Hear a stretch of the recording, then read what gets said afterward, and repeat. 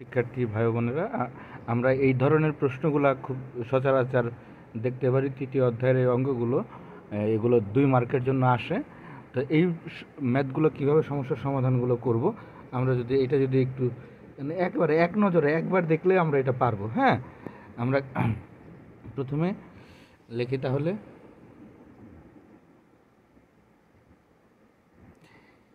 m into m plus n। তাহলে এটা এখানে কি অবস্থায় আছে? গুণ অবস্থায় আছে। তাহলে আমরা যদি গুণ করে দিই m into m plus m into n, তাই তো?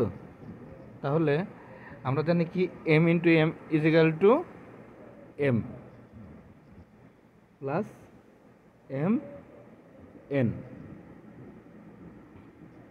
তাহলে আমরা এখান থেকে দেখেন, তাহলে m কমন নেওয়া যাচ্ছে, m, তাহলে এখানে 1 প্লাস n, তাই তো? তাহলে আমরা কি জানি? 1 plus n is equal to 1। তাহলে m ইন্টু 1, তাহলে m into 1 is equal to m।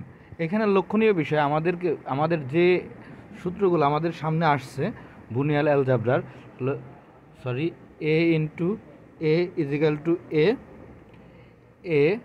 Plus 1 is equal to 1, a into 1 is equal to a। আশা করি বুঝতে পারছেন। এছাড়াও আমার সাথে যোগাযোগ করতে পারেন 01611009904।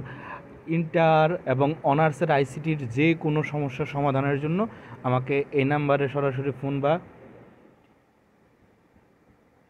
নক করতে পারেন। ধন্যবাদ।